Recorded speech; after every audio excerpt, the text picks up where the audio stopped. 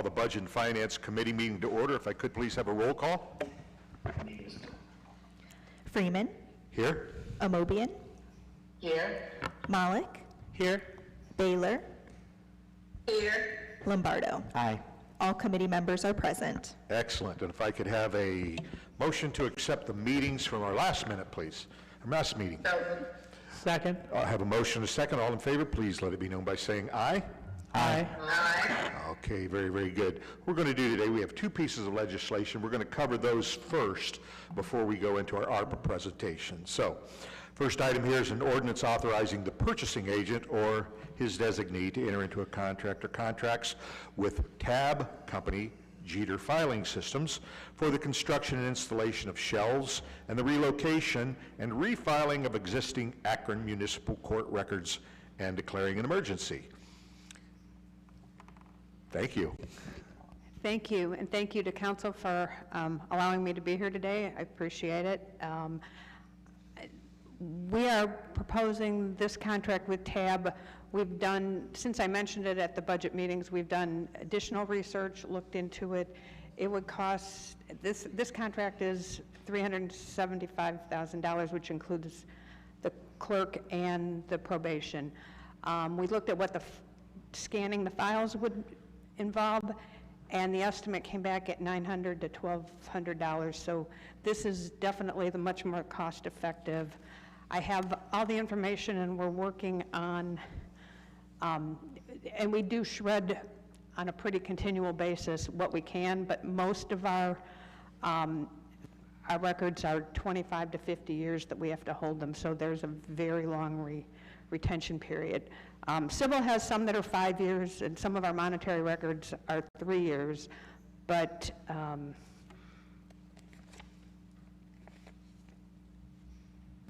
rent escrow is 5 years. That's a reasonable one.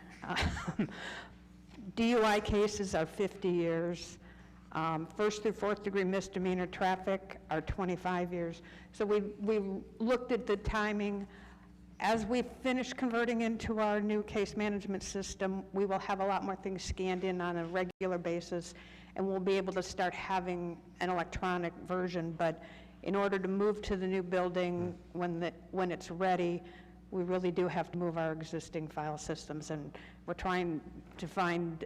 What we found is that TAB does have a state contract, so we believe that this is the lowest price that we can get it through at. So we're looking at, it would be moving, there is a little bit of new equipment, that's new rails, and so on the system, if you're constantly using those moving parts, those are what, and everything we have is 17 to 20 years old. So we are reusing the shelving, and any of the static shelving that's not already mobile is being reused as it is. So we're not looking at new, for that we're just looking at the mobile parts and replacing those parts so that they'll continue to operate. And I'm open to any other questions that you might have. Ms. Wilms? Thank you, Chair. This is really one of the last steps that needs to take place before we can fully move the court to Ocasek. The goal is to start moving the clerk's office first, mid-October. So we need this project to take place, those rails to go in, all of the files to be moved. Then the court would come, then the prosecutor's office would come, probation would come, but the clerk's office needs to be there first with literally the work that the court does. So this is really the last step of a very long process, but it's preventing us from moving completely forward and getting all of this move to take place, hopefully, October is what we have pen to paper for right now, but we need this to take place, this project to be approved, so we can get into the final phase of the Ocasek move. Thank you. I would like to open it up for any questions from committee members to begin with. Mr. Malik? Oh, I see that hand. Ms. Mobium. Thank you, Mr. Chair. I tell you, I just can't even imagine having records for 50 years and 25. So do you have a good purging system in place to keep those, to get rid of all those old records? Yes, and we have very active files currently on the floors that we're operating on, and then we have our storage up on the 10th floor right now, which will be in the basement of the new building. But we go through that and we consistently purge it. We run reports that tell us what has aged out, what is able to. In fact, I can tell you over the last 3 weeks, they have filled 5 toters full of files that we were able to finally purge out of our system. So we are actively working on it, and we do it just because we need to maintain the space. Right, right. Yeah, I know in behavioral health, we have to keep records 7 to 10 years, and that's a long time. And thinking about something 25, 50 years, I was just curious. Thank you very much. And these retentions are based on the Supreme Court's, it's their retention schedule, so I just have a copy here if anybody would want to see it, but that is what, unfortunately, that's what they are. Yeah. No, thank you very much. I just can't even imagine trying to keep track of all that. Thank you. I'll come to Mr. Malik now. Thank you, Mr. Chair, and thank you, Ms. Walsh and Ms. Walms. I appreciate you bringing us this. I know that this has been a lengthy process to get here. It is a significant amount of money to expend. I guess the first question that I have, can you kind of describe the process by which we solicited proposals? Or it looks like this was not bid, but we solicited proposals? And we did actually go through the purchasing office. Luba Kramer worked with us and determined where we got, and then that's where we were able to determine what the cost of scanning and indexing would be, which we're aware of somewhat because we do some of it so that we can purge some of these. But the issue is that there's so much detail in the files that we could start scanning tomorrow, but we would never be able to find what we scanned in, because it's the indexing process that really slows down and bogs it down. And we have to be able to find this information when we need it. This process, so we went through the process of that, and they were able to determine that TAB does have a state contract, so that's the lowest pricing. Yeah, I was just going to add that, as Ms. Walsh said, it has state contract pricing. So as they worked with purchasing, they discovered, this avenue to, to using Jeter. My understanding is the existing system was built by Jeter too. Is that correct? Yes, it was. And one of the things that we did with purchasing is, this is a little bit lower than what I thought it would be when I was talking to you in March, because we were able to eliminate kind of the middleman. There was another person working with TAB, and we were able to go directly with TAB. So that reduced probably about, I think it was about $50,000, $60,000. We got the price down. So this is all records held by the clerk's office and probation? Yes. Okay. Files, yes. So there's some, our personnel files and things like that, those are in file cabinets. We'll get those moved. But these are all court records that we do need to have moved to the new location. Okay. If it would be possible, could you provide like some kind of breakdown, sheet of the cost of the services? Not right away, but. Okay. And it was. Yeah, I mean, we could forward the sheet that you emailed to me that has, basically has a summary of the services. In fact, I have it right here. So it is $90,000 for the active daily files from the 7th floor, $80,000 for the 8th floor files. The probation files are about $50,000, and then the building of the long-term storage area is about $184,000. Okay. If you could also just share that document by Sure. email. Okay. Ms. Holland? Thank you, Mr. Chair. Ms. Walsh, I'm looking at the UCR, and it says that this price includes constructing, relocating, and refiling of the existing records. And I guess I'm a little bit confused. It sounds to me as though Jeter is providing shelving and storage, but are they also physically going to move all of these records? Yes, they're going to pack it up in a way that if on, Excuse me, Madam Clerk, if someone repeat the question, I couldn't hear it. Councilwoman Amodian, I'm referring to the UCR. Pardon me. I'm referring to the UCR, which reflects that this proposal includes constructing, relocating, and refiling of existing court records. I was asking Clerk Walsh to clarify whether, in fact, Jeter would be physically moving all of these records to the new location and reshelving them. and yes, that is part of the plan that we have, and it's so that over the weekend of the move, say, we would be able to find a record that we would need should someone be arrested Friday, Saturday, Sunday, going into the move. So Jeter is packing it up in they're used to, they know their system and they're used to doing it, and they will have it in a way that I can be able to find, my office can find what they need, because we do often have to find a file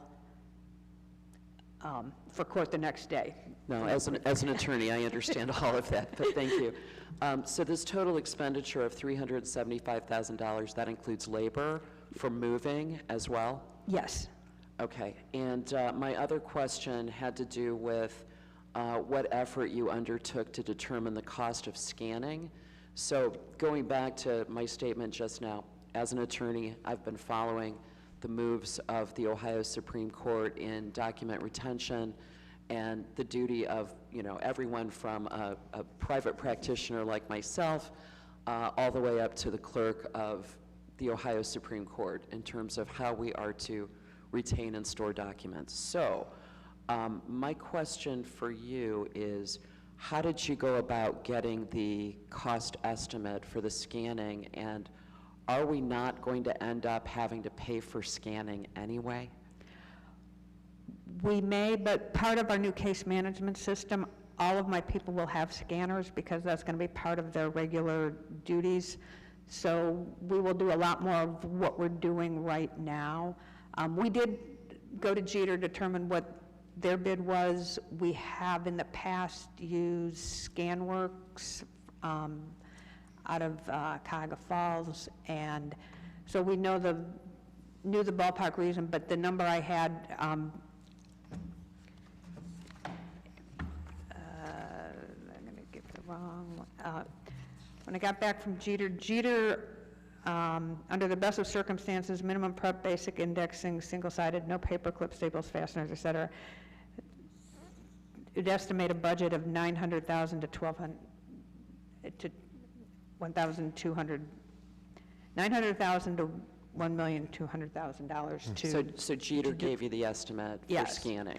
Yes. And Jeter's the successful, I guess, the winner of this, in Yeah. terms of getting this contract? Yes. And they provided the scanning estimate? Okay. And I think you said, and I want to make sure I understood your comment earlier, that your office is now scanning as you go along. Right now, we're doing it for anything that we determine that we can successfully shred that needs something scanned in. We are getting, with our new case management system, we will have scanners, and it will be part of the work process. And we, at this point, are hoping to go live with that in a month's time, maybe, month and a half. So we are working towards it. But the Civil Department is doing a lot of scanning of their information, but criminal, parking, and do not at the moment, as a normal part of their process. There are some things, they enter things into dockets, but they're not scanning that many documents into the system in that area. But it will be in our new case management system.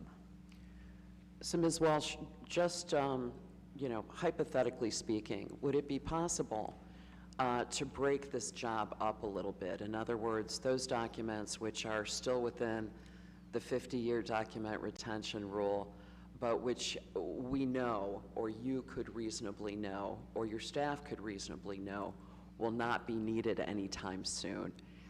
Is it conceivable that some of these documents could be moved if it's expected that you're going to need them in the next year, while the others could perhaps stay in place for scanning as time permits existing staff to scan? Do you follow what I'm saying?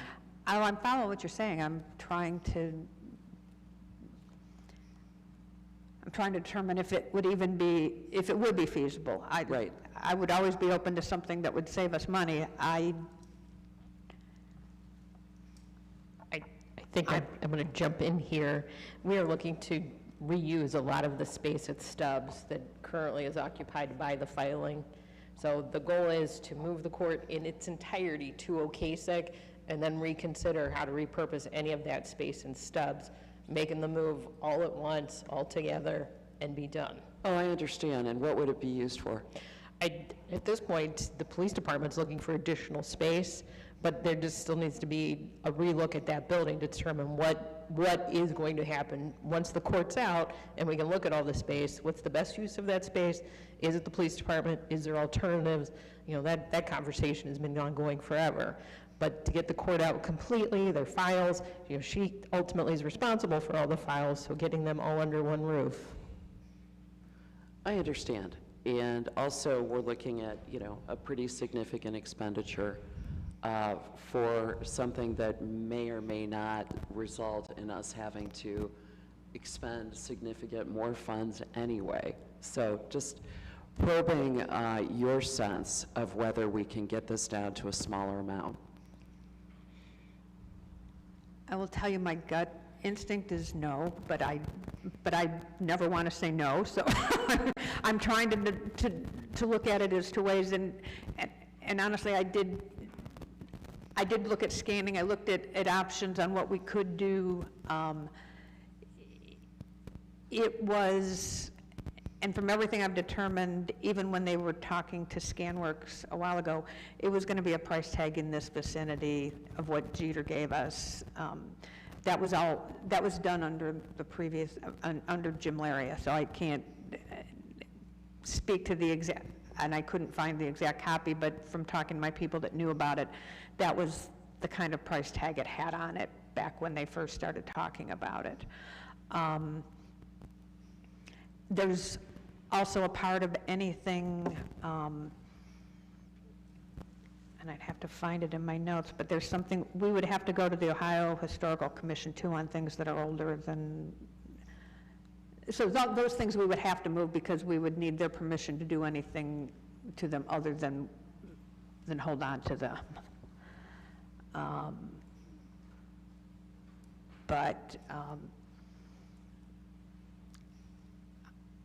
We could look at it, but it would be, honestly, I would have to bring people in on their days off it would be an expense one way or the other because I would have a lot of labor involved in people if we tried to scan things and not move them.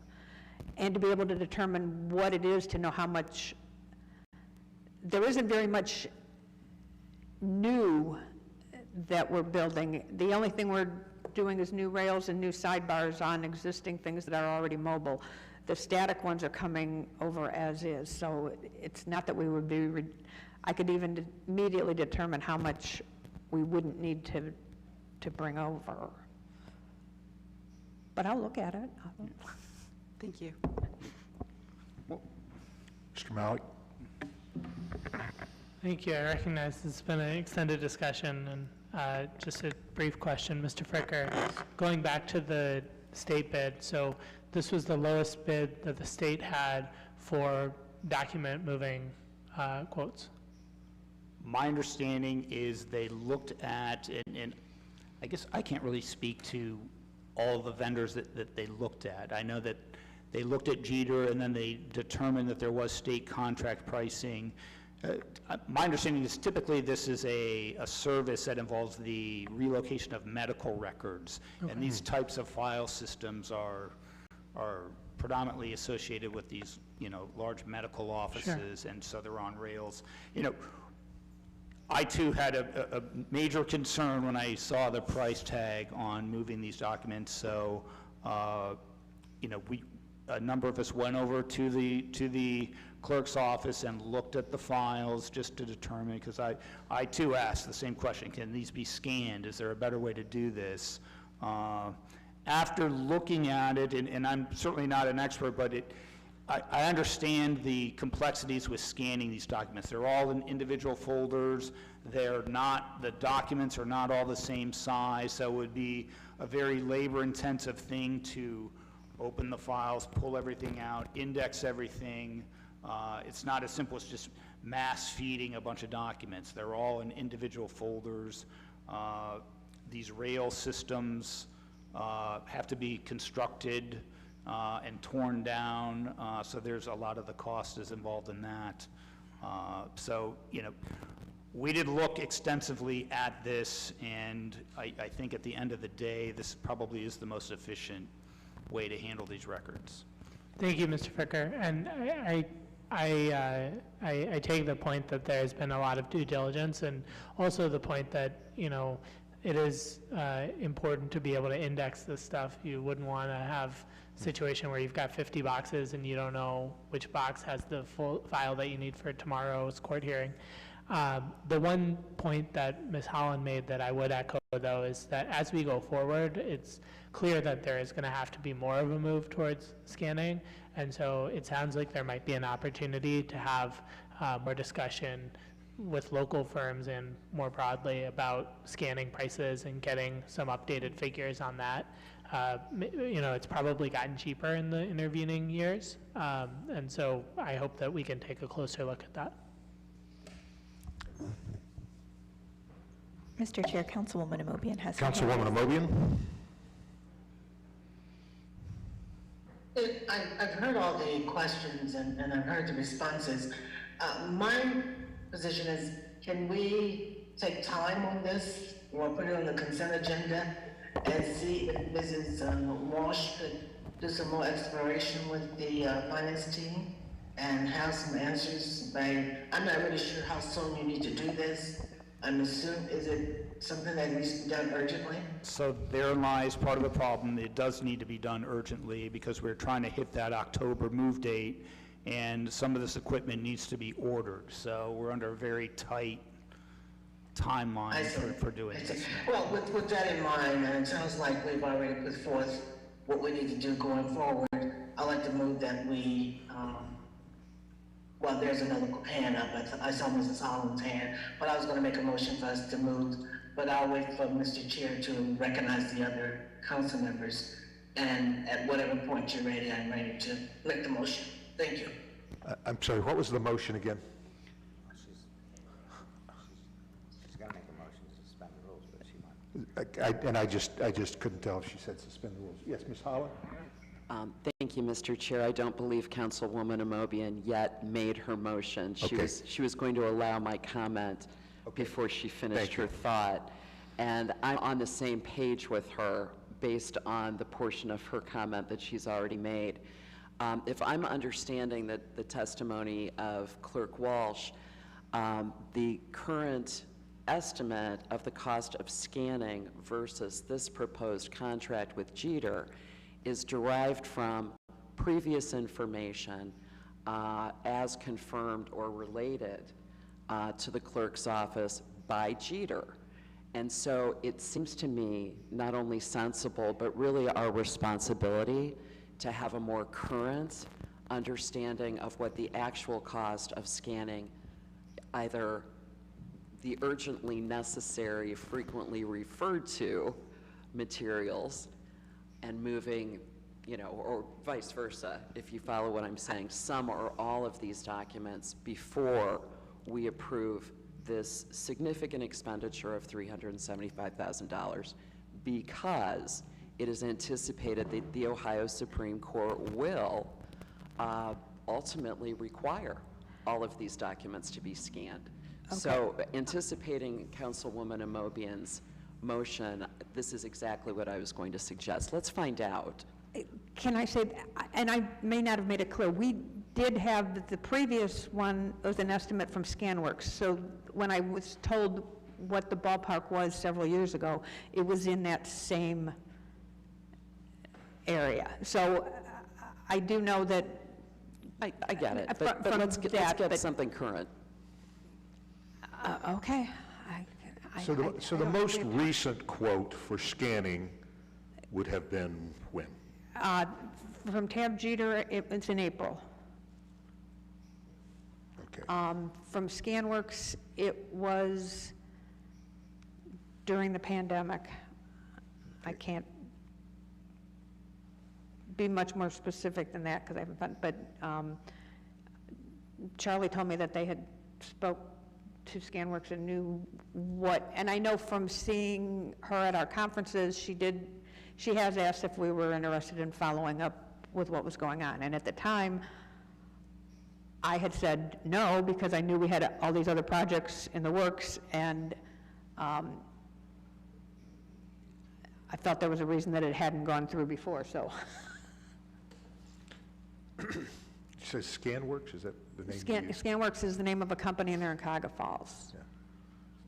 What kind of turnaround time do they have as far as coming back and saying, oh, here's what the 2023 price would be? I can find out, I don't know. Okay. Would, keeping October in mind, okay, and would consent put us in a horrible position? I think 1 week to get all the questions answered and give you the best information we have is the best we can do for consent.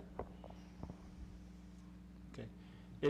Assuming we put this on consent, I think I would encourage council to maybe, go over there and look at the record just like I did, because again, I was very skeptical when I saw the price tag, and once I saw kind of what we were dealing with, I understand it a little bit better.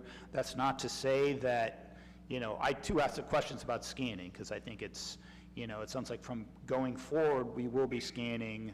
The process for years has been that we have these paper files, so I think it's just, scanning will be a difficult process. That's not to say it shouldn't be done, but with the time frame we're looking at.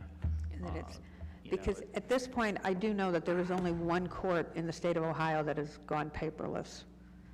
In the entire state? In the entire state. Up in, I think it's Garfield Heights. There are many that are working towards it, but right now there is one court that has gone paperless. Okay. Mr. Lombardo? Just want to make a motion to suspend the rules with a favorable report. Is there a second for that? Second.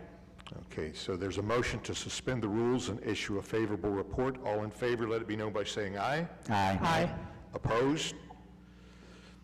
Okay, we will, and just as I'm sitting here, am I safe to assume that 50 years from now, there'll not be any more paper left over there? Because we have a 50-year retention policy. Is that the way I really? Well, a DUI going in today is going to last another 50 years. Okay, so 50 years from now, the DUI is issued today, we start doing scanning on all this, and all those past, so 50 years from now, Theoretically, we could be looking at that. Yeah, and I understand what you said. When I think of scanning, and I think of sitting there, putting it through my little, you're talking about not just that, you're also talking about there has to be some kind of system. An incredible indexing system Sure. to Okay. to cross-reference. Well, I'm sure council would love to continue to hear how progress is being made when it does come to scanning, because that's, We will be happy to keep you informed. yeah, paper's kind of Fred Flintstone now, and so, Ms. Mobian, Mr. Chair, I just wanted to say that I know we've been talking about computerizing all these records and all this stuff for years. If this is gonna get us closer to that goal, I would say I'm fine with passage today, with understanding that we'll get some kind of report in a year or so as to how they're progressing. But I had no idea that you're gonna keep these records for 25 and 50 years, which is absolutely ridiculous, but that is the law, so we have to follow it. Yeah. Thank you. Yeah. I tried to put all my gas receipts together for 6 months. It was a disaster, but not to be light about it. I think we all do. I don't know if anybody's going to go over and see the records. We all do have a sense of just the massive volume that you have to have, and It is, and honestly, if anybody does want to come, we would be more than happy to show you around and show you yeah, I mean, I would even have our a pan- dungeon of, yeah, I'd have a panic attack. If anybody else wants to go, Right. we'd certainly welcome it. So we have passed our, let's see, was that number 1 or number 2? That was number 1, Mr. Chair. That was okay, very good. Okay, thank you very, very much. thank you. Thank you. Okay, our second item here is an ordinance authorizing the person to enter into a contract or contracts without the formality of advertising for bids with ESRI to implement the ArcGIS Winter Weather Solution software with existing Akron GIS platforms in furtherance of supporting snow and ice operations in the city of Akron and declaring an emergency. I'm anxious to hear about this. Mr. Luddle. Thank you, Mr. Chairman, members of committee. With me today is Darren Rosnick. He's our specialist up in IT, so if we get too technical on the way this is going to work, he's going to jump in. So what it's going to allow us to do, this new software, is take our existing AVL information, the automatic vehicle locator information, and incorporate that information into our GIS. So this is going to help us get closer to the real analytics of what those plows are doing. It could work for any of our operation, but we're going to roll it out in snow and ice first. And, you know, is the plow up, is the plow down, how much salt, that type of thing. But it also, the real time where that plow is in that route. This will help us, you know, and a lot of council people have been asking for this for a while, to, you know, get a public-facing platform that they could go on and they can see. With that being said, there's some, you know, we're going to have to manage expectations. As we all know, people, sometimes their patience maybe running a little thin, but this will help them look and see, you know, was Smith Road Hill plowed an hour ago or 15 minutes ago when that plow went through. So we've been trying to work towards this for a while, and this will get us there. Obviously, there'll be some testing of it, but it's going to be real-time data on our operation, and then we could set up a website where you could go and you could see this information. When you say we, meaning us or everybody? Public. Public. We can do it now. Okay. yeah. Okay. So everybody Public. could go out and see. Yes. Because we, you know, as council people, we all know that we get Yeah. calls and say, the salt truck's never been down my street. Right. And you all have been able to provide us with, well, yeah, actually, they have been Right. 3 times yesterday. But we want to do a lot more education. You remember a few years ago, people were complaining that, Right. I saw a snowplow truck and it had its plow up. Okay, well, if he or she leaves Triplet and has to go, you know, to Ward 8, he would never, or she would never get there if the plow was down.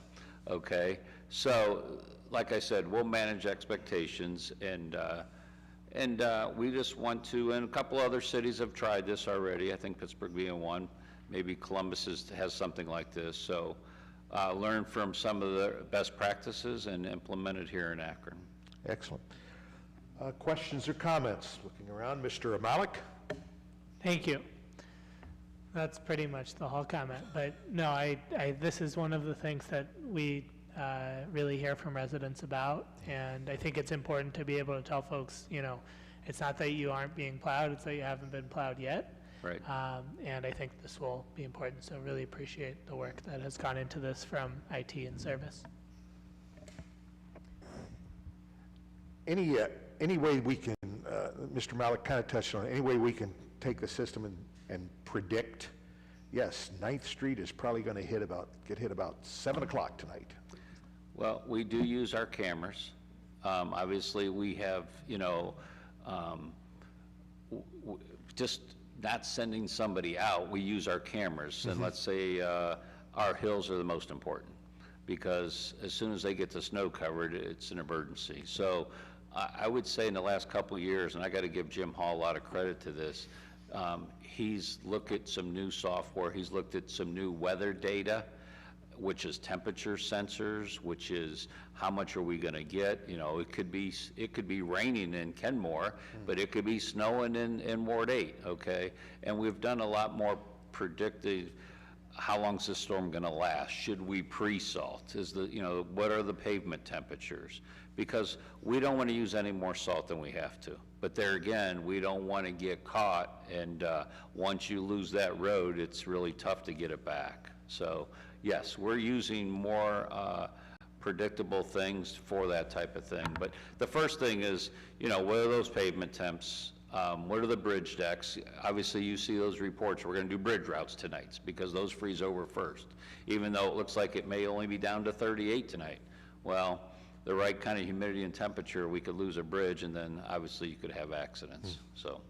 Okay, thank you. I do want to stress, the initial phase of this will not tie into sensors. So roadway sensors are not in the initial phase, but the system itself is completely expandable into that for future phases. Excellent. So rather than calling you, we can call him then. Absolutely. Okay, excellent. 2163. Thanks, Chris. Any other questions or comments, Mr. Malik? Make a motion for suspension of the rules with favorable report. We have a motion for suspension of the rules. Is there a second? Second? Second. We have a motion and a second. All those in favor of suspension of the rules, please let it be known by saying aye. Aye. Any opposed? Okay, very good. We'll see that that's passed this evening. Thank you. All right, we'll move straight into our ARPA hearing. I would tell all the council members, you can link to the live meeting rather than having to turn and look at the screen. The only thing we ask is if you do that, please turn down the volume on your laptop or your iPad, whatever it might be. So. Okay. So we wanted to provide a quick update on, I don't know how quick it'll be, but a pretty elaborate update on our ARPA spending for all the various projects that we're performing right now. As we've done, I think roughly quarterly, 2 or 3 or 4 times a year, we've been giving these updates to council. So we're going to cover, what we have allocated to date. We're also going to talk a little bit about the trends on what we've been spending and how, while initially we started slow in terms of the expenditures, we are really starting to, those dollars are going out the door right now, and we're spending quite a bit of money over the past few quarters on the ARPA program. We're also going to compare a little bit about where we are, in relation to other cities in terms of our expenditures of the ARPA dollars. And we're going to talk about a little bit about some of the behind-the-scenes work that goes in to monitoring all of the ARPA expenditures and some of the work that we're doing with our suppliers so that they're in a position to report the expenditures of those dollars and give us the metrics that we're looking to see from the expenditures of those dollars. And then finally, at the end, we're going to go through the various different projects, and some of the project managers will give an update on where those projects stand in terms of what we've done so far and what's left to happen on those projects throughout the remainder of the ARPA project. With us, we have several here from the city. We also have Mitch Lindstrom from Guidehouse. He is our project lead from Guidehouse, and he will be presenting a lot of the information in this update. So if we can go to the next page, just give a brief, very high-level overview of where we are with the entire ARPA project. So as you know, we've received $145 million. All of the projects that have been defined so far will use the entire $145 million. So we've taken all of that allocation and we have defined projects in the various areas. Some of it is revenue replacement, some of it is the violence prevention, some of it is the water projects that we're doing, the CDC projects that we're doing, small business assistance, so a wide variety of projects. We'll go through each of those areas. So far, out of that $145 million, we have obligated, which means that we have either spent or entered into contracts with suppliers, about $67.4 million of that total allocation. So about less than half is currently allocated or is currently obligated to specific suppliers. And then of that, we've actually spent about $44.6 million. So as we go through the various projects, when we get into the project updates, there will be a section of each slide that shows the amount of money that has been committed, obligated, and spent for each project. So for each project, we'll have that update on where those dollars stand right now. Okay, so the period of performance timeline. So with the ARPA project, and I know we've talked about this before, we basically have a 3-year window to obligate the dollars for the ARPA fund. So we had 2022, 2023, and 2024 to actually obligate those dollars. And then, assuming those dollars are obligated by the end of 2024, we have an additional 2 years to actually spend those dollars if they've already been obligated. So that's kind of the timeline, and then there's a record-keeping requirement for the expenditures that goes out to the end of 2031.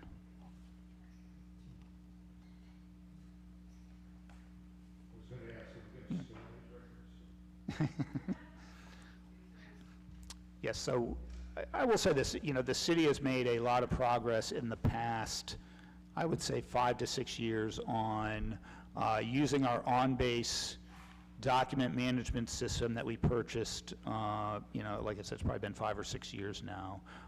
And we really are trying to get a lot of our records from a paper format into an electronic format using that system. So back to ARPA, in terms of, as I mentioned, we are starting to spend these dollars at a higher rate. So you can see basically in the first year, from Q4 of 21 to Q3 of 22, we had only spent about $5.3 million. And then since that time, you could see that trend really starting to grow, and a lot of that is due to some of the revenue replacement dollars that we use at the end of the year, and now we've allocated dollars for the Summit Lake Vision Plan project and the Lock 3 project.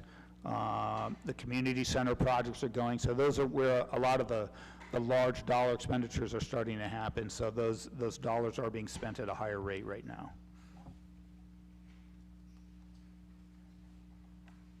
And then the next slide just kind of shows not cumulative, but quarter by quarter what we've actually spent. And what you'll see probably for all of for 2022, 2023, and 2024 is you'll see a large number in Q4, and that's typically when we use the revenue replacement dollars for budget stabilization. That's when those costs are transferred into the ARPA fund. So as we did last year, we utilized those dollars for some payroll costs within the general fund, and typically those are done at year end. So you'll see kind of a spike in the fourth quarter for those costs. All right. See if I figure out how to work this thing. So at Guidehouse, we represent dozens of states, cities, municipalities, counties that, of course. Because we have folks that are online with us, Microphone's got to be on, it's got to be right into the Right in microphone. there? Yeah, Okay. thank you. Appreciate it. From Guidehouse, we take a look at not only our clients, but we're constantly monitoring the expenditures of many cities, states of these funds, these local fiscal relief funds.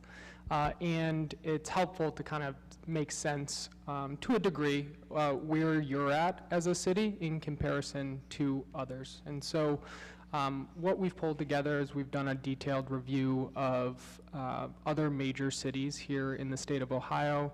And what you see represented on the map is the percentage of the total dollars that they received and what percentage those cities have spent to date, according to what they've reported to the federal government. With that, it's important to note that those amounts differ, right? So the city of Cleveland, I think, received the 8th most amount of ARPA funding out of any city.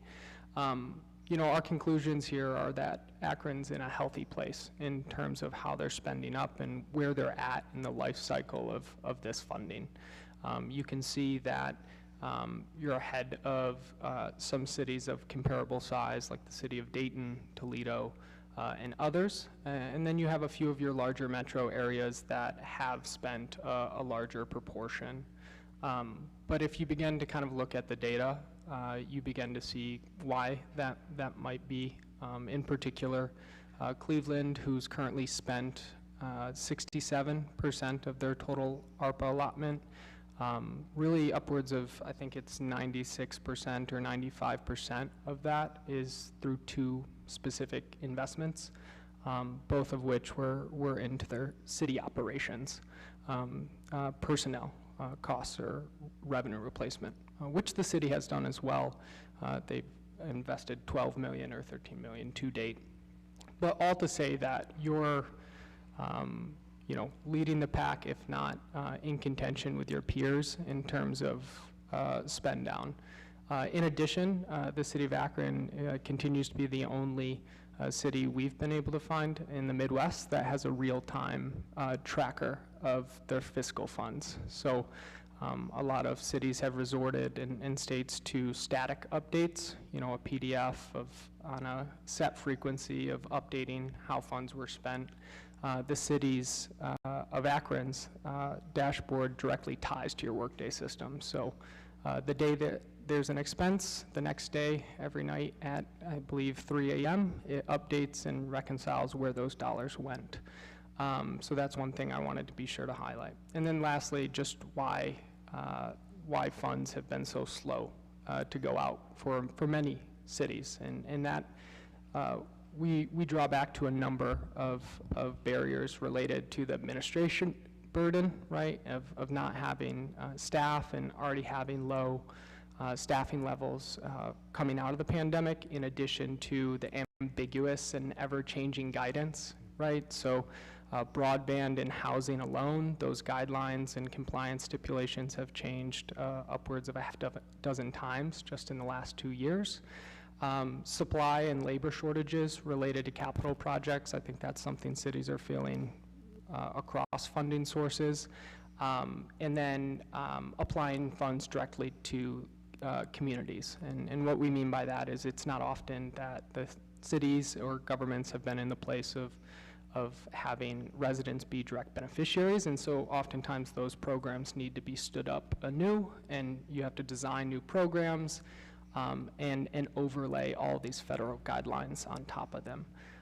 And then just indecision between bodies of government, which I think you can all attest to. But so those are really the main barriers, but the good news is I think much of that is behind many of the cities, as you see that exponential curve of spending ramp up in Akron, but also in peer cities here in the state.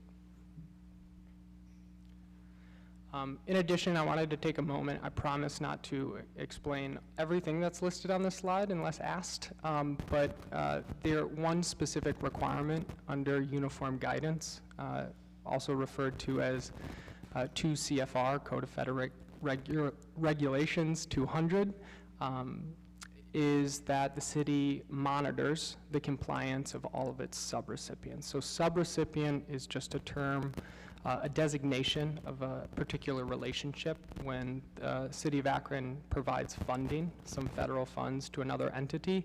It can be a contractor, a subrecipient, a beneficiary. For subrecipients, the city is required to assess the risk to which that entity will be able to comply with all of the federal regulations and then monitor them over the course of their funding period. So the city has upwards of over 30-plus subrecipients. Many of your grassroots organizations, your VIP grantees, and others fall into this category.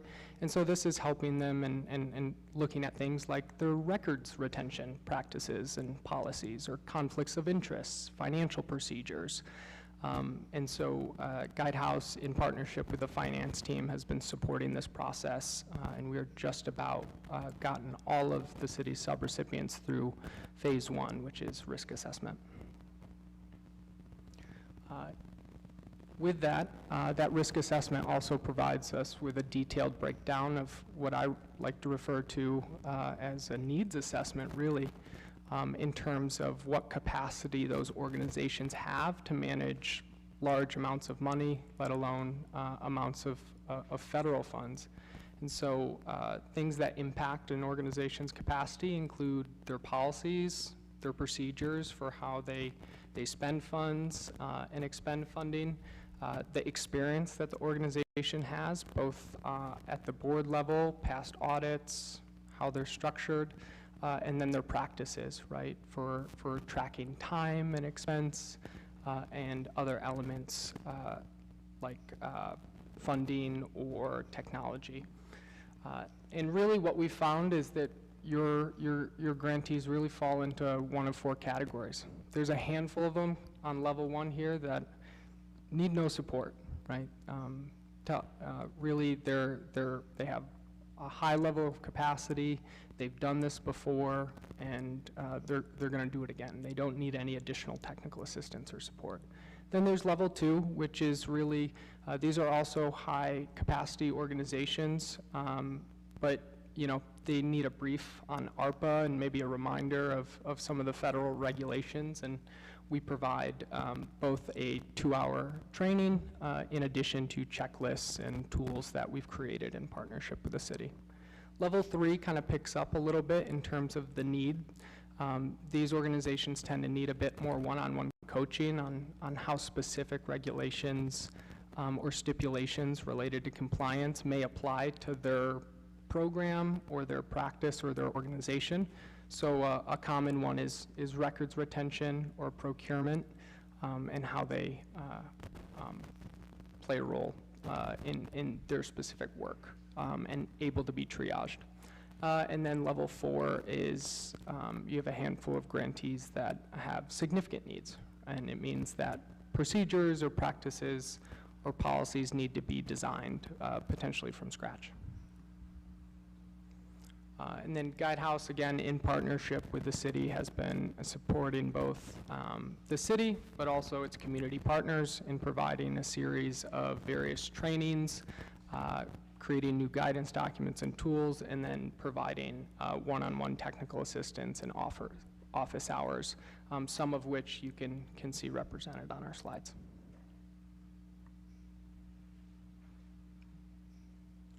Transition to Akron Cares.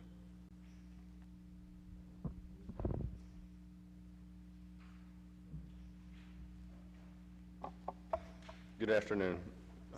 Brian Riemann from the Utilities Business Office. As you can see by the slide, we've assisted about 5,300 people. We've exhausted 83% of the money allocated to us, and we have about 17% left.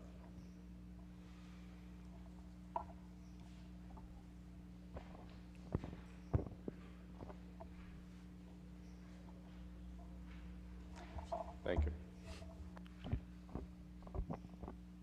Okay, should I just go? Okay, I'm gonna go. So this slide is about Zen City, which we had just done a presentation a couple weeks ago at council in regards to Zen City, so I won't spend a ton of time on it. You guys know what it is.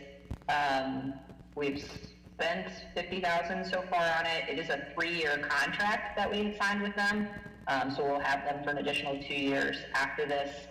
We've been able to launch a bunch of projects through our Engage platform. We've launched several surveys, gotten a lot of feedback from the community. We've heard a lot of good feedback from residents that they appreciate being able to reach out to us in this way, fill out these surveys.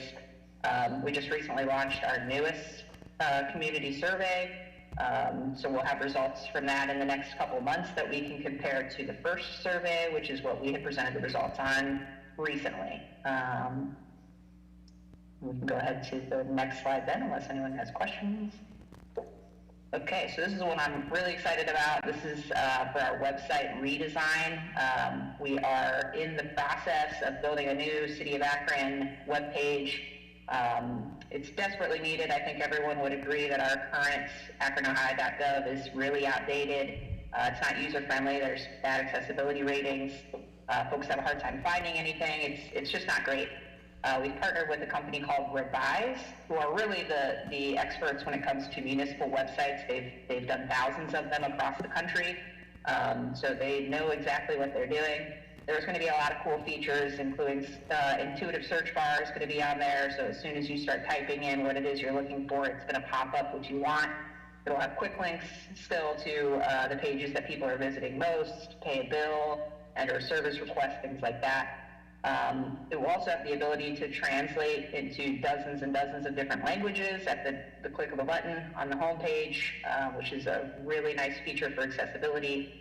It's just going to be a much nicer website altogether.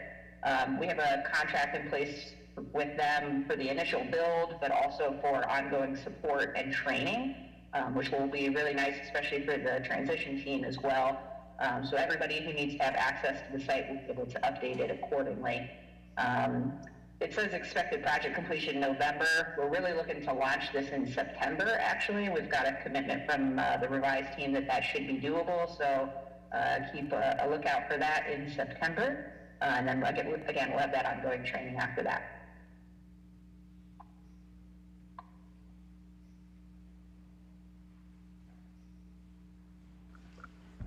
Good afternoon. We're also looking to utilize ARPA funds for making improvements at community centers. This includes upgrades to the HVAC system at Joy Park Community Center and at Bald Street Community Center. The air conditioner units or HVAC systems have already been completed at Joy Park. The Bald Street Community Center will take place in 3 phases. Phase 1 is currently under bid, and we hope to have that completed by the end of this year, and then phase 2 and 3 will take place in 24 and 25.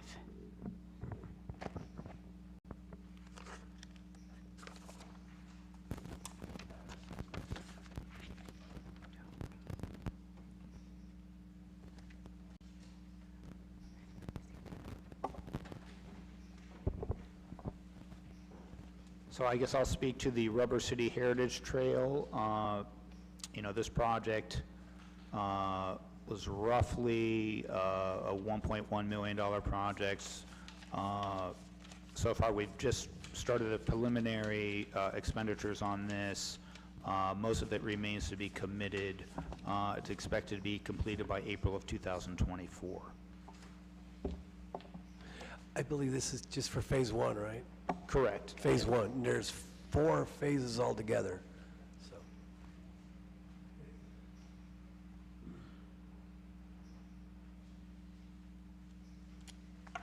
Joy Park, these are not in the order that I have, so give me 1 second. So we are looking at constructing Joy Park. Microphone is real droopy Here we up go. there, so if you can just hang on to it for Yep. us. So we are looking at constructing a walking path at Joy Park. As of today, the concrete sidewalk has been completed. The materials have all been awarded, and we're looking to begin construction of that in late summer, and the walking path should be completed by the end of this year.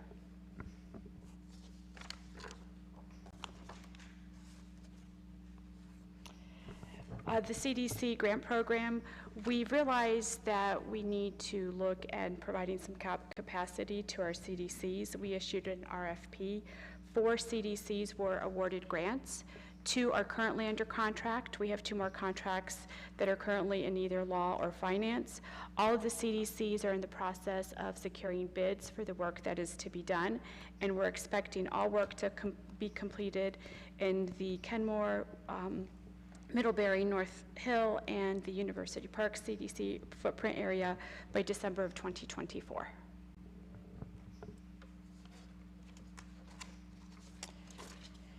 The Affordable Housing Program was also an RFP where we issued to providers that provide housing rehab assistance. We issued 3 awards. 2 contracts have been encumbered. The 3rd one, we're currently working with that entity to complete the contract. They are in various stages of progress. We do anticipate all of the work to be done by December of 2026, which will meet ARPA's guidelines for completion.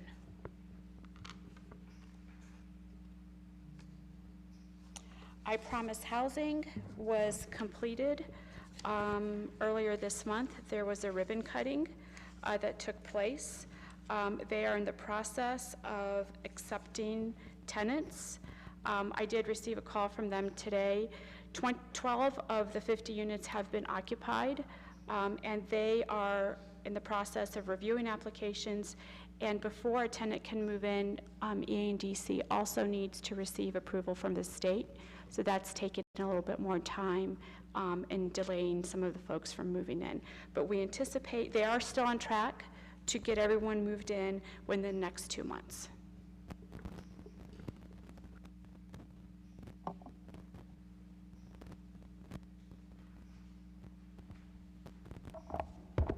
Good afternoon. Thomas Tatum, formerly of Housing Community Services, and now Akron Planning Department. Akron Home Repair, of the original 1,600 applications that came in for Group 1, currently on pace, we have a little 43 completed. We have another over 200 properties have been assessed. 50% of all contractors are Akron-based contracting companies, and also of that, 50% of all contracts have gone to minority or diverse-owned businesses. We are currently working to deal with some shortages in some of the supply chains, and also some of the contractors that we're working with, getting workers to do different work. As you might know, there's a lot of money that's floating out there with a lot of communities with ARPA. So we're working just as hard as everyone else to try to keep the process moving. But I'll be available for questions.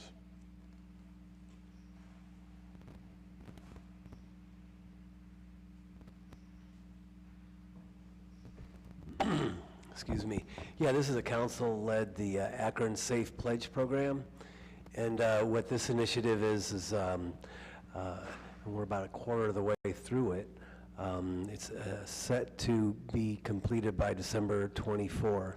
And this is a $2,500 stipend for the working with partnership with the Summit County Health Department, who is providing a training for those that handle food primarily, in terms of making that a safe place for the patrons that go to these places. And so, and just want to thank Mitch for his patience with us, and in terms of going through this. Getting through it took us about 9 months to get through, but pretty happy with it so far. Thanks.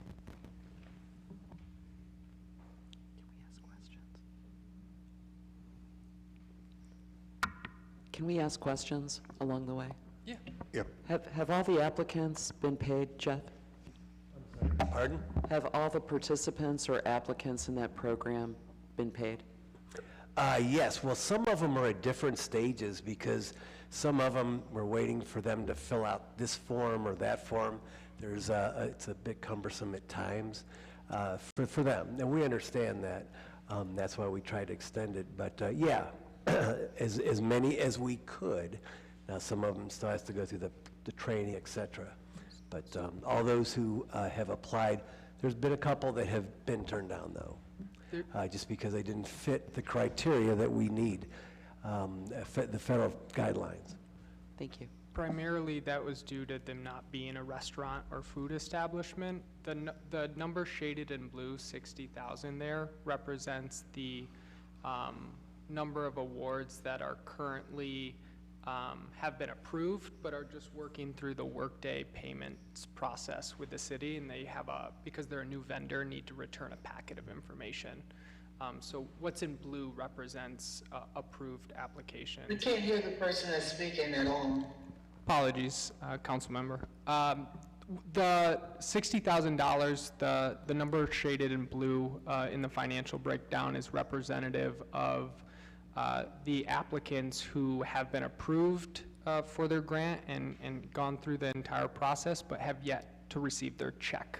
And that's primarily due to just the delay of setting them up in the city system as a vendor. So they're returning a packet of information.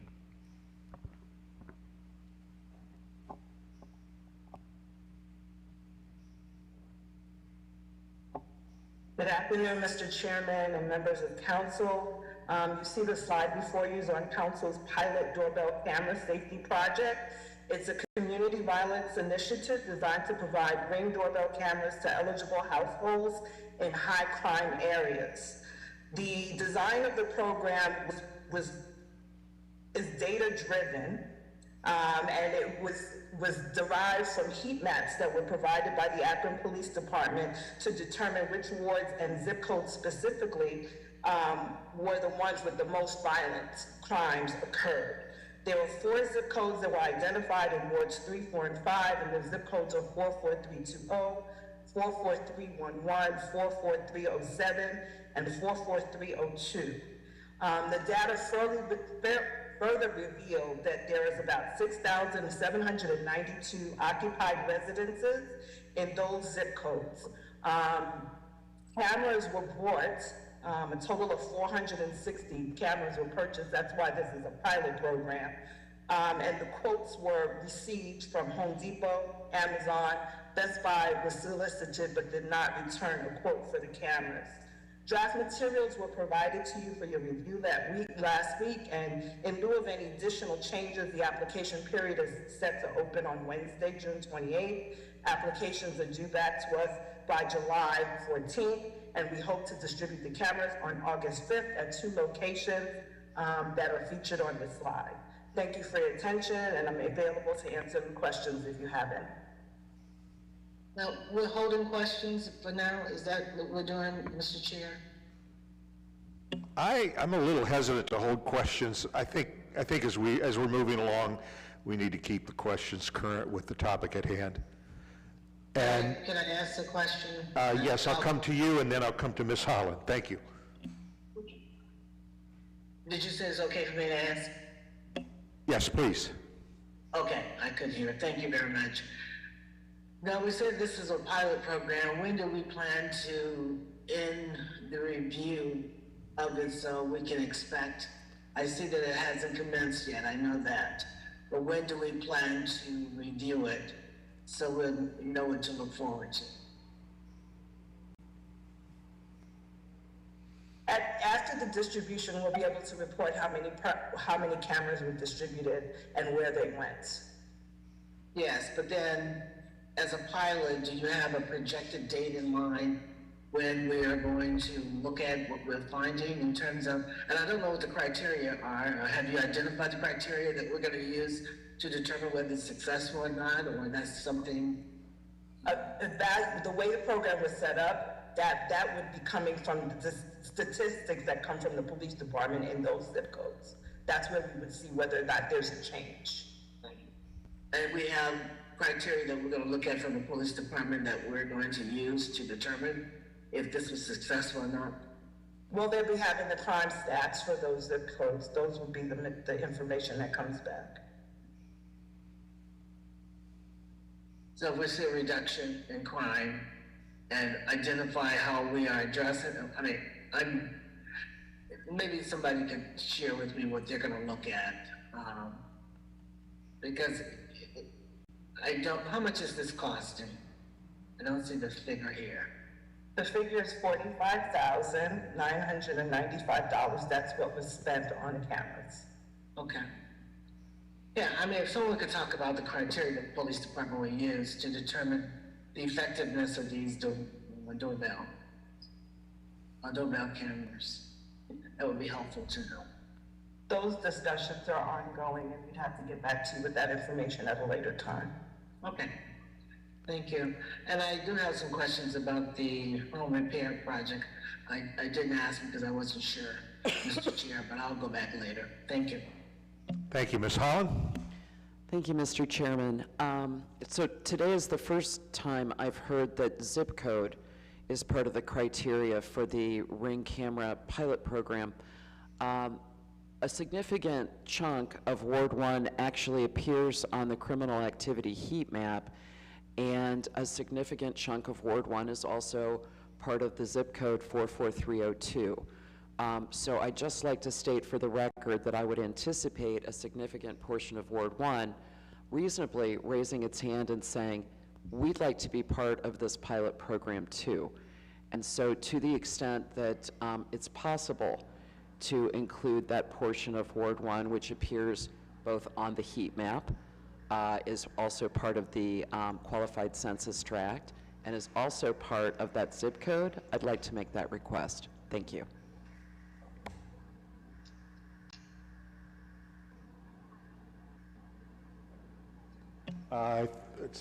Mr. Neal, please.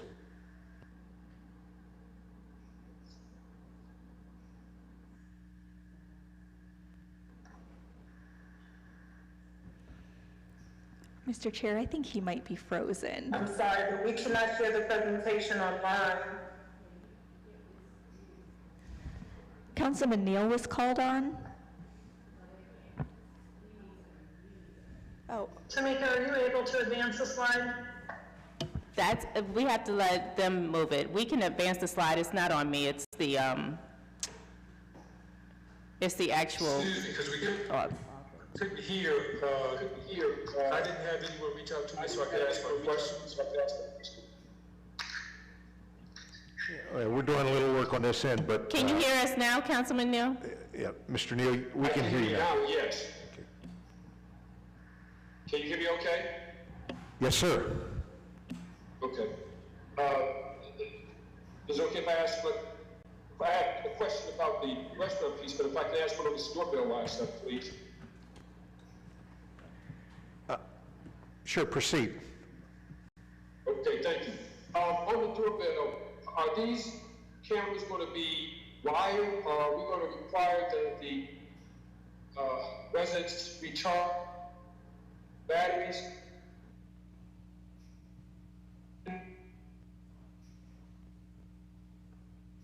That's an outside guy. For this door. Let me go to, can you hear me better now? Can you hear me better now? Yeah, Russ, you were in and out there just a minute ago. Go ahead and repeat that, please. Okay. Here's my question. In regards to the cameras, are they going to be hardwired into their, where they're like plugged in, or are we going to require the residents to recharge the batteries every so many days? That's one. Two, if the residents do not have internet, are we paying for their internet for the, because the Ring camera, you have to have internet. Number three, the storage. Is the city covering the storage? Because, you have to buy, it only holds it so long. If we can have answers to those, I'll repeat them one more time. One, are we requiring the residents to recharge them? Or are we plugging these into the residents' electrical system? Number two, are we covering their internet? Or are we only putting these in homes where people have internet? And then last but not least, the storage, the data storage. How are we maintaining that? Joan, would you like me to answer that question? Joan, you're muted. Did you want to answer that question, or did you? Go ahead, Tamika, you can respond. Councilman Neal, the way that we have set up that program is that only homes that have working internet will have be allowed to receive the free Ring camera. Secondly, they are hardwired, so they will have to put it on their home.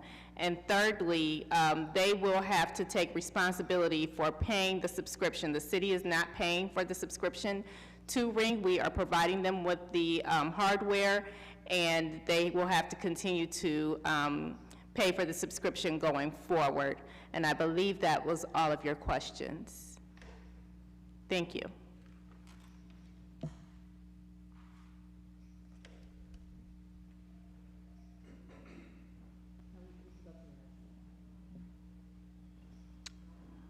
Okay, I believe we can proceed.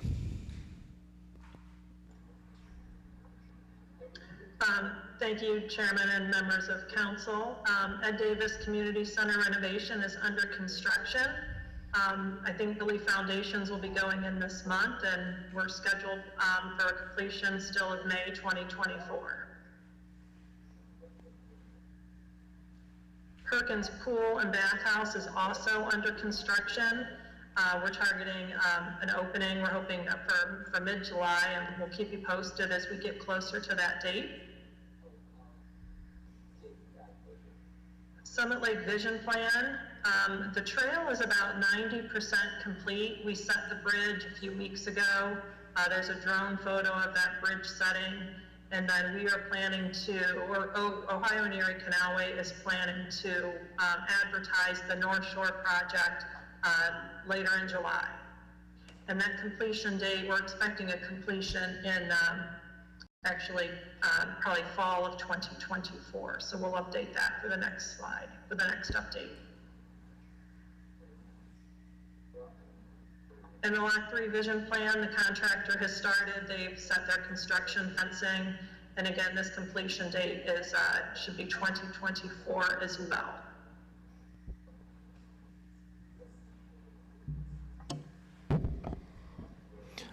Hi, so I'd like to take a second to talk about the revenue loss and budget stabilization portion.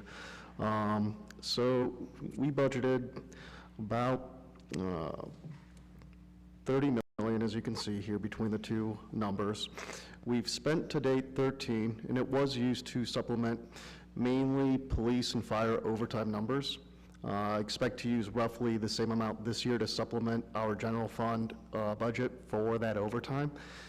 And happy to answer any questions about it.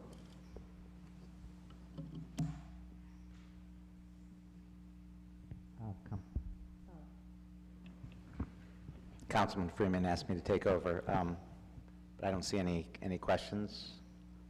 Oh, there you go, Councilwoman Holland. Thank you, Mr. Chairman. Councilwoman Holland, I'm so sorry to interrupt. I don't think your microphone is on. Sorry. Thank you. The switch is different than at my chair. Mr. Wheeler, what's the plan after this money is gone? How will we pay? I don't want to get into a whole discussion of overtime, but it's a concern of mine. Mr. Fricker will aver that this is something that I asked a lot of questions about during our operating budget process. What happens after next year? So that's what we're still looking into, and both the police and fire divisions are actively working on plans. And part of it, especially with the pullout of AMR and the EMS functions that they were providing, we're still trying to figure that out as we go. So we are actively looking at it. I do not have any details to share at this point, but it is a concern that, we want everyone to be aware of. Fair.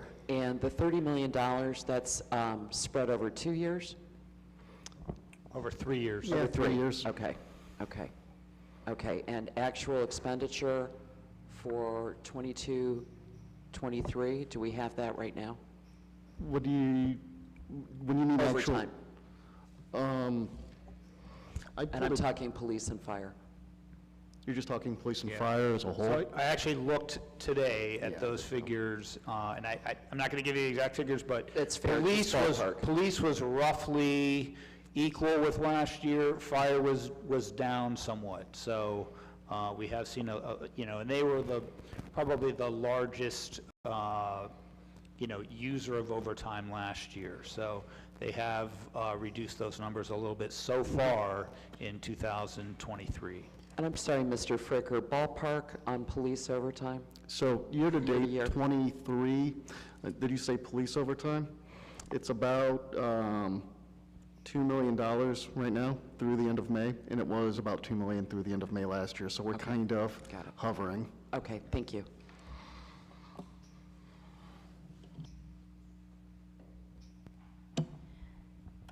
So for the general administration of ARPA, so far we have spent a little bit over $1.4 million. We still have a commitment of $3.5 million, and we're expected to be completed with this at the end of this cycle in December of 2026.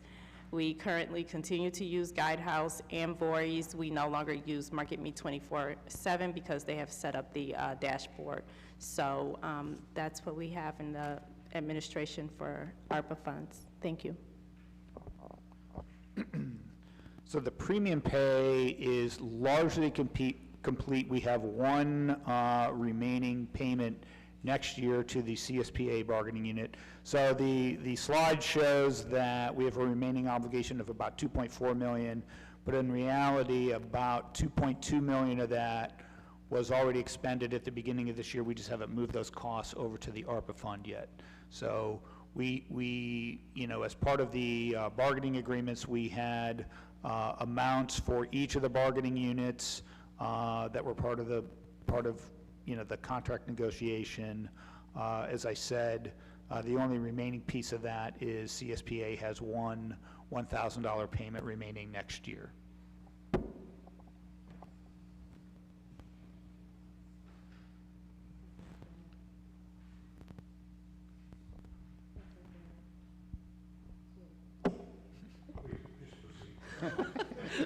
Thank you, Mr. Chair. This is for Mitch. Mitch, Guidehouse is consulting also with Cook County, Illinois. Isn't that right? Correct. Have you been involved at all with conversations either with Cook County or any other local government about using ARPA funds for medical debt relief? So after hearing that it was something that the city of Akron was moving forward with, I did set up several meetings and consult with our Cook County team and their leadership, not with Cook County directly. Okay. And what, if anything, did those meetings yield? Any concerns about compliance? Compliance, no, not at this time. Their program is quite larger than what Akron here is proposing, and that so far they've moved forward with it glowingly. I believe they were a low-risk subrecipient. I'm sorry, say that last part. They're a low-risk subrecipient, which means that's good news in the spectrum of risks, meaning they'll likely have the capacity to comply with all the federal guidelines. We're referring now to, when we say they, we're talking about RIP medical debt? Correct. Yep. Okay. Yep. Kind of the only game in town, I think.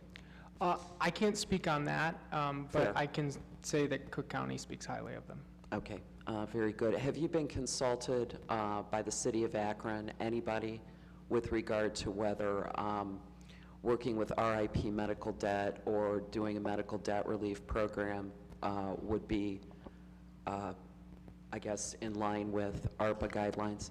Yep, both from eligibility standpoint and as a program evaluator, I've consulted on several occasions with the city in terms of eligibility and replicating potential eligibility documentation for the city. Okay, and did you give it a favorable recommendation or assessment? Yeah, we deal on the spectrum of risk, and we will never tell the city who to fund or not to fund, and so it's a low risk in terms of eligibility and low risk subrecipient, and Very good, that's thank as you. good of a grade as you'll get from me. Great, thank you. That's all I have.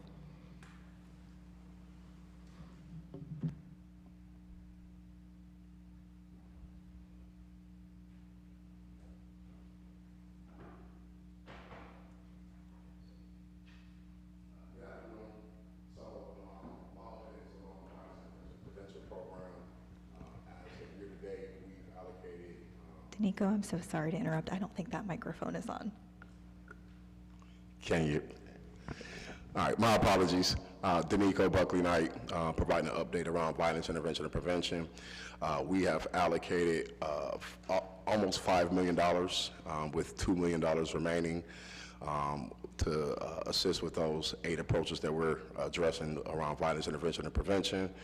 And we have about 41 grantees who have received funding year to date.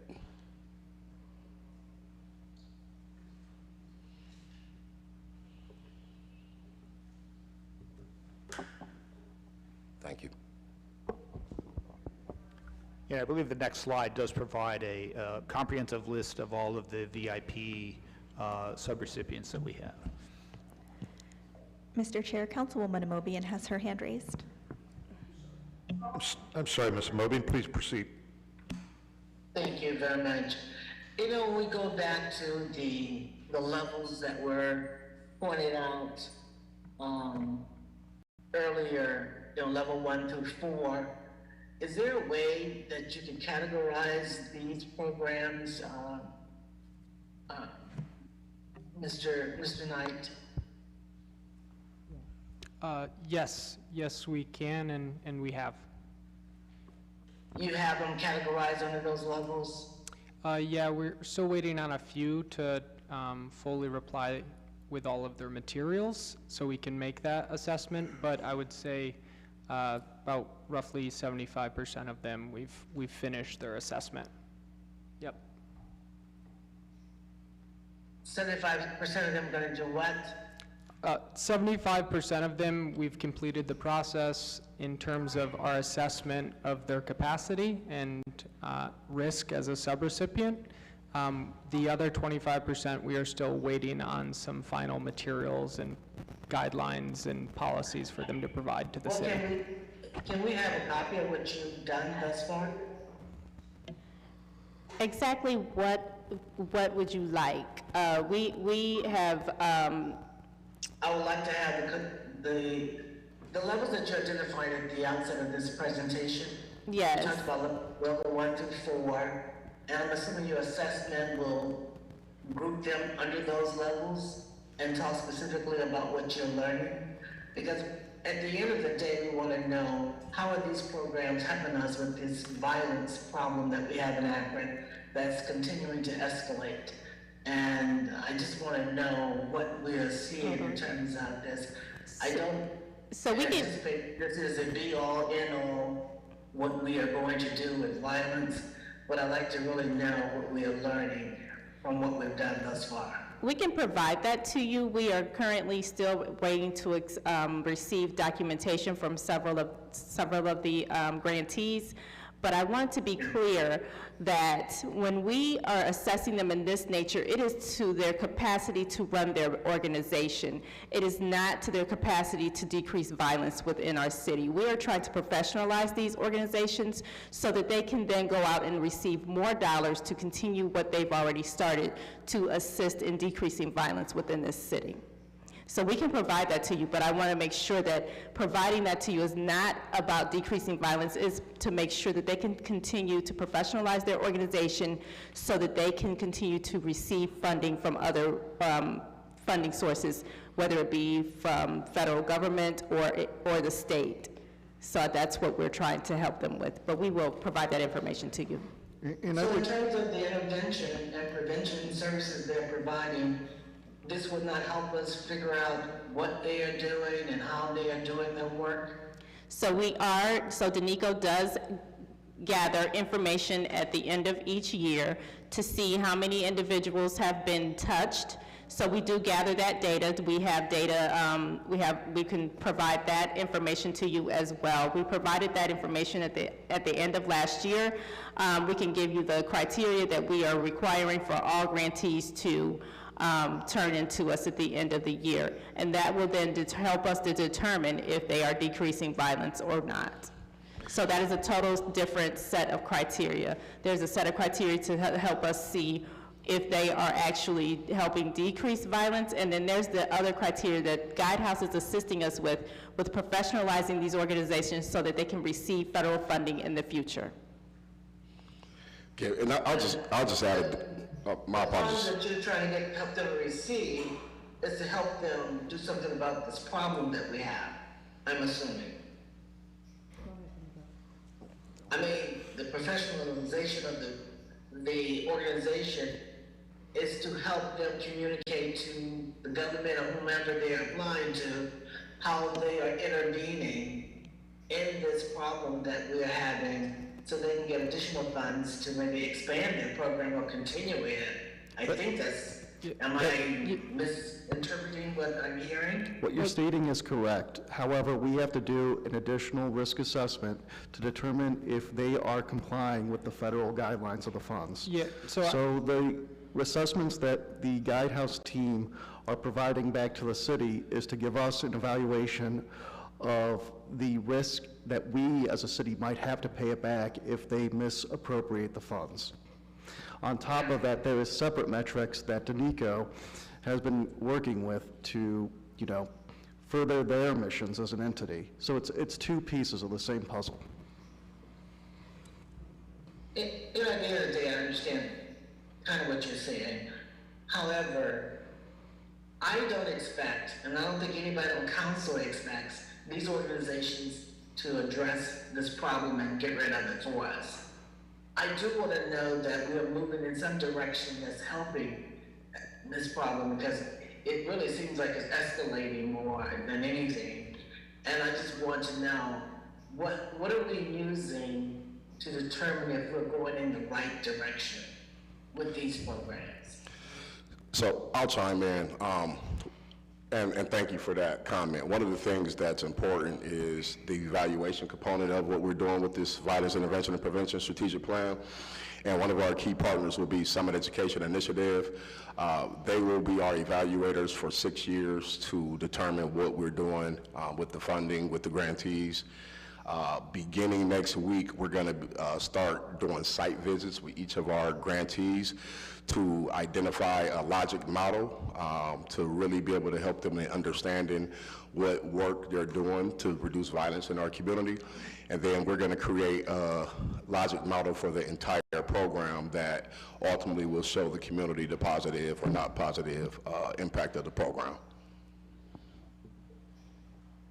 So we're in the infancy stage of the evaluation. We just updated the community with the strategic plan in May, and we had our first meeting with we have an oversight team. Our first meeting was last week, and we'll be meeting monthly related to the execution of the strategic plan.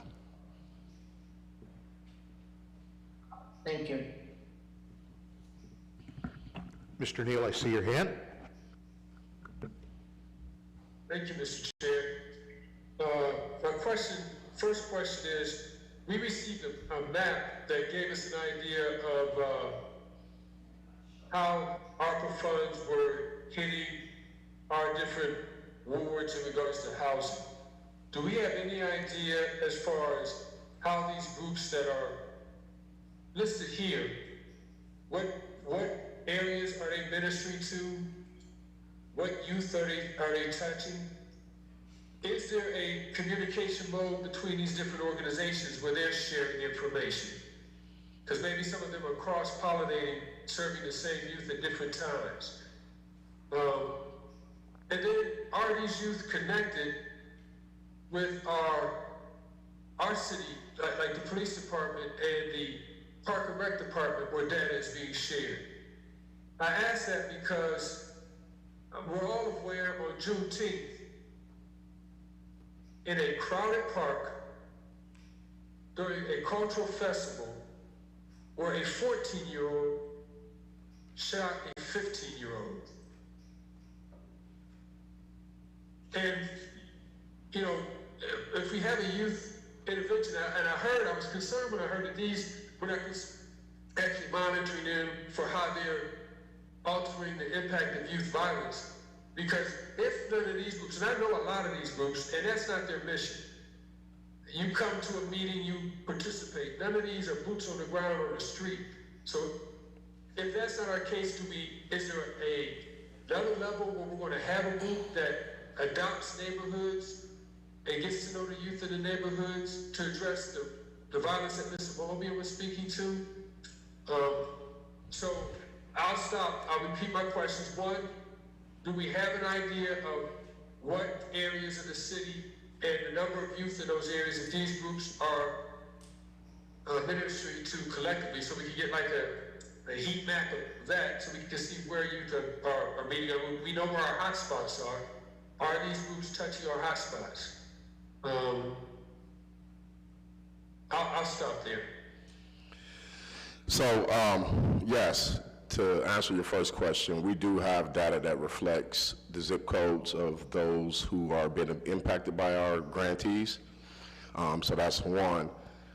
Two, respectfully, I disagree on the grassroots groups that are listed. There are some that are more not boots to the ground, but there are some identified grassroots groups who are boots to the ground, who has an understanding of the community that they're trying to serve, and is doing amazing work, which is why we are trying to make sure that we provide funding for those organizations. We have a highest need youth provider group that meets monthly. We just had our last meeting today from 11 to 12:30, and that is one of the main focus areas. What do we do from a team standpoint to address that targeted group of identified young adults who really have guns and are not afraid to use them? And we actually shared a video that went out last week, which highlighted some young adults with guns who created a rap video. So it's dear to my heart. It's something that we are strategically addressing. Our highest need youth provider meets once a month, and that includes our school district, that includes our APD, that includes community grassroots leaders, and we're open to any of the council members who may want to be a part of that conversation as well. Mr. Chairman, if I may, here's my concern. I heard Mr. Knight when he said that there are some boots on the ground. If there are, I'd like to know what parts of the wards are they hitting. I'll give you an example. We knew that at the Juneteenth, there was a parade full of hundreds of youth coming to a city park that the city permitted. I saw Project Ujima there. I'm looking at these other groups that are on here. I may have missed them.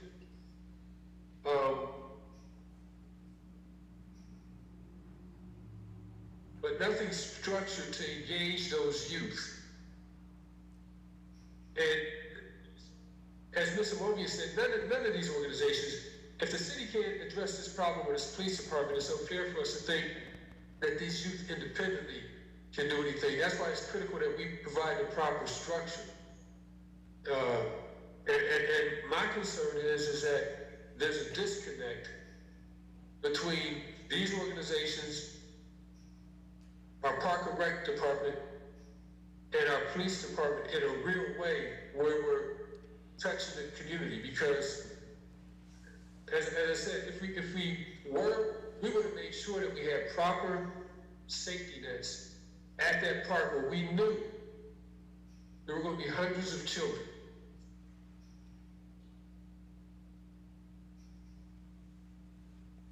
Was that a question?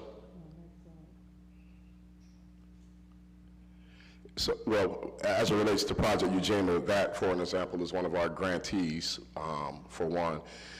Two, we are funding them to be a part of community conversations, to be able to bring that dialogue to the mayor's office so we can make changes.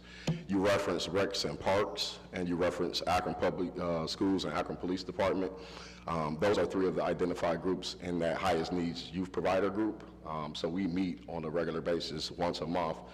And we talked about in our last meeting the issue that occurred at the Juneteenth event. Many of the grassroots groups participated with the event that was held downtown Akron as opposed to the Juneteenth event, but it was encouraged for all of our grantees to do something in honor of Juneteenth. But I will say most of the list that you are identifying, one, we can give you zip code data, but a lot of those grantees not only serves one zip code, but they serve multiple zip codes. So that's one thing. And then lastly, When it comes to that highest need youth that we're referencing who has the guns, that's one of the implementation of our Hospital Alliance Violence Interrupter initiative that's in the strategic plan that we're proposing. One of the key components of that is we know where people who get shot go. They go to the hospital. So intervention should begin there. So we're looking at a number of different strategies, including how do we engage in conversation with our parks and recs, how do we engage with police and community relations, how do we get more strategic around their highest needs, providing them with work-based learning experiences. We're doing a number of different strategies, but none are the sole answer to it, and none will happen overnight. We're hoping that in the next 5 years we can see a drastic change from the work that we're doing effective today. Okay.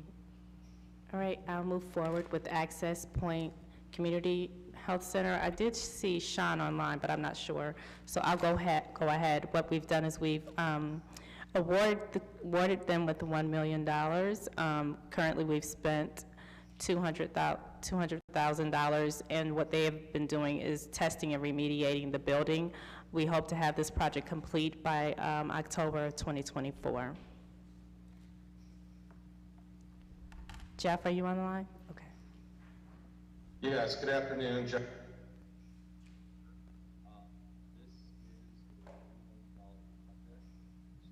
Mr. Bernowski, we just lost your audio.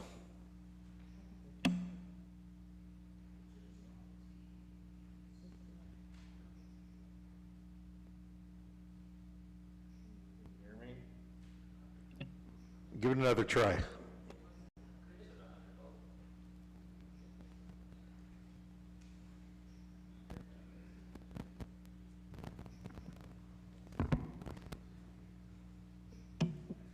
Jeff, we can't hear you. I can fill in for Jeff if need be. This is Nick Marshall. I'm a civil engineer running the lead service line program. This is a representation of the $3 million of ARPA funds that we are committed to. We have used roughly $500,000 of the dollars in a smaller lead service project that we used last summer, shown on the map on the left-hand side. We replaced roughly 110 lead services throughout the city, and we are currently in the midst of a $2.5 million project utilizing 2 contractors on 3 different contracts to replace over 1,100 lead services. That map is shown on the right-hand side. That's currently ongoing, and when we were replacing those lead services, we are also replacing any galvanized lines on private resident sides at the same time. So that's the goal with all 1,100 of those in the current year. And that should put us at 1,200 lead line replacements in the next year. So that should take us down to less than 2,000 remaining by June of next year. Yeah, thank you, Nick. I got my microphone working on my phone. I apologize for that. So this next slide represents a $10 million water main replacement project.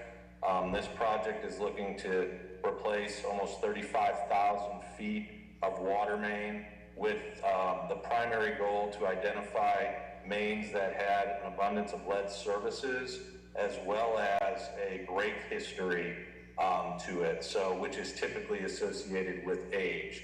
So this project was recently awarded via 3 contracts and has an expected completion date of May of 2024.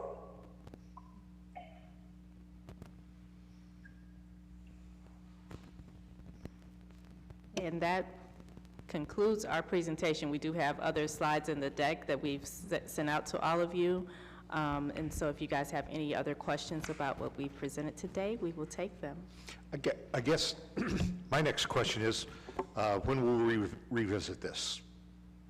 6 months, 3 months? So I think, in the fall, I think we've been doing these basically, roughly 3 times a year. So I think we did one earlier even this year. So I think it's the second one this year. So sometime this fall. Okay. Going back to, Ms. Amobi had addressed, level 1, 2, 3, 4. So am I fair in saying we have somebody level 1, they come in, they know, so does it cost us more time and money to deal with level 4 folks than it would level 2 or 3? Bluntly, yes. Yep. Yeah, because they require more assistance, right? So that could be one-on-one coaching, that could be creating a tool or a process for them. And we at least support in a time and materials fashion. We've tried to mitigate that, and I think we've done an okay job by creating standardized checklists, resources that can be reused, not only for this funding source, but for future federal funding sources. Yeah. Right, and that I think we all heard that. That's so important that they're able to sustain in the future through the training that you're giving, and it's not just, okay, we have this money, we've done this, but they continue to be able to gain access to different grants and whatnot that are available. I think the administration has been good at advising Guidehouse and making sure that whatever we do work on has more than one purpose and can serve a larger purpose. Good. Questions or comments before we close out here? Mr. Chair, Councilwoman Amobian has her hand raised. Councilwoman Amobian, I apologize. No problem. Thank you, Mr. Chair. Just a follow-up to that question. Do you have all of these contractors that we are dealing with categorized in these 4 levels?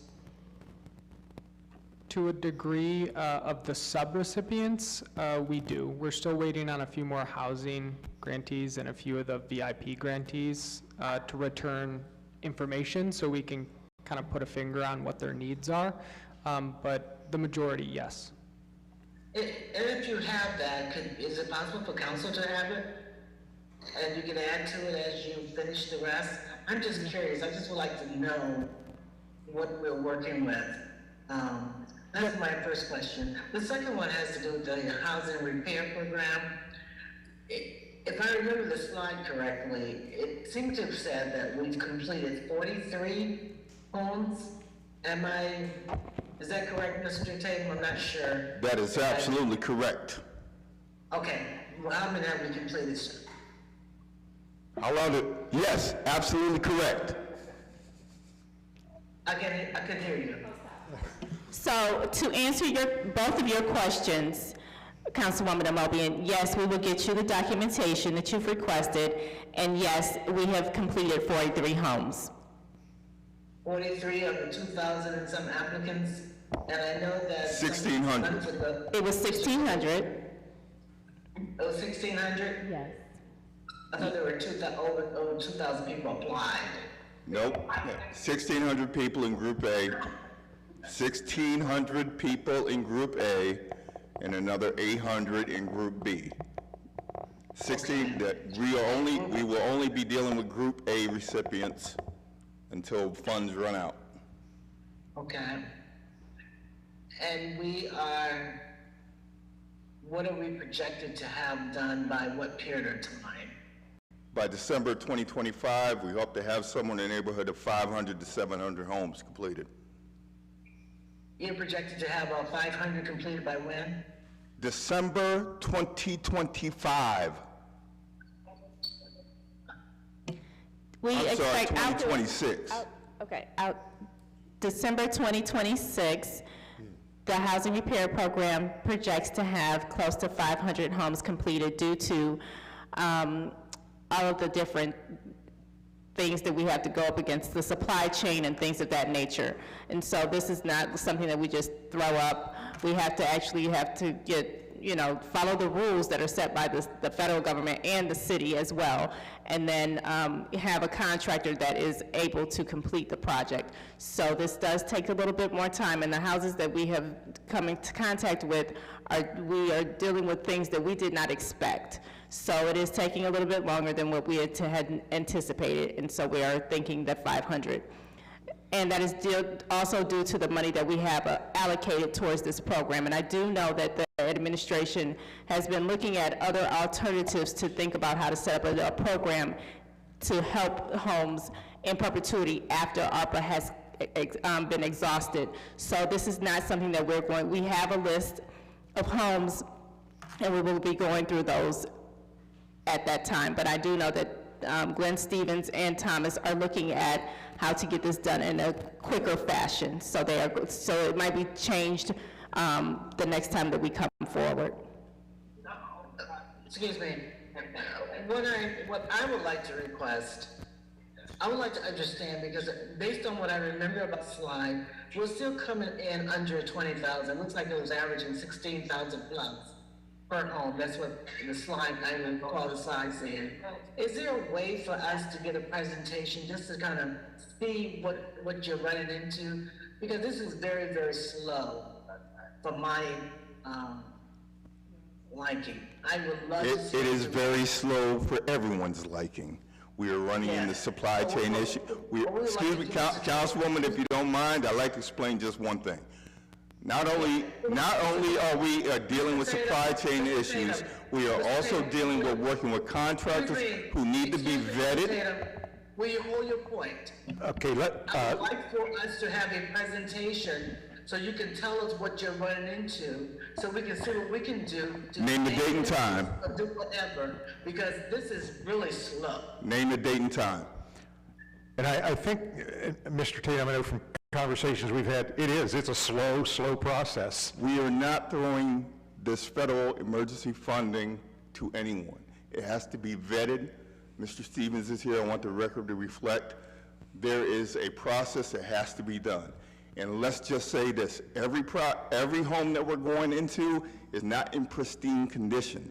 Therefore, it'll take time to go through the home and assess what needs to be done. This is not a rehabilitation program, this is a repair program. So there's a level of different things that we're running into. And I'll be more than happy to address council one-on-one to let you know exactly what we're dealing with. Thank you. Okay, Mr. Neal, sorry, I didn't see your hand there. Mr. Chair, did we allocate 20 million or 25 million to this? Excuse me for not remembering. Because here's my question.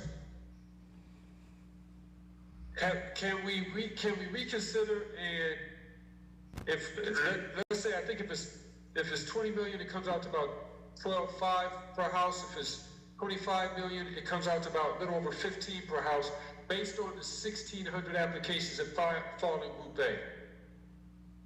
So that we can at least cover everybody that fell within Group A. Mr. Tatum? If I'm understanding correctly, do you want us to limit the funding that we're doing to try to address every single application that came through? Is that what I'm hearing? Yes, sir. I know that creates another problem as far as capacity.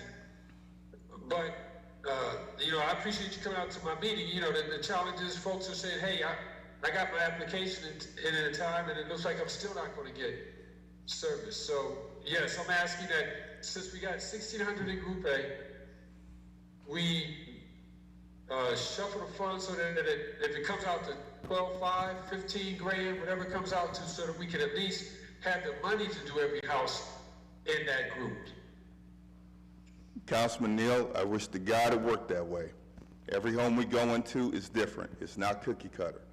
One person might need hot water heater, some person might need full repair in terms of electrical, roofing, safety concerns. It is not like that. Just because the numbers are coming out this quarter at around $16,000 doesn't mean if we come back here in the fall, it won't be 21, 23, 25.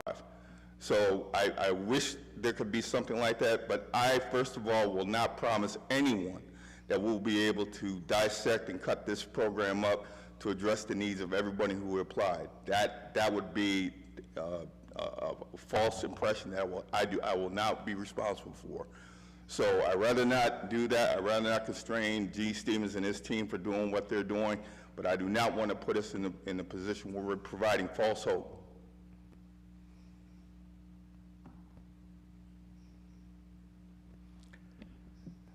Thank you.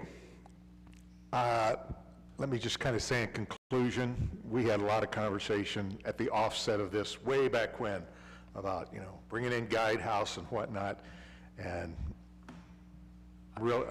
I for one, I'm encouraged by just about everything I heard today. So thank you.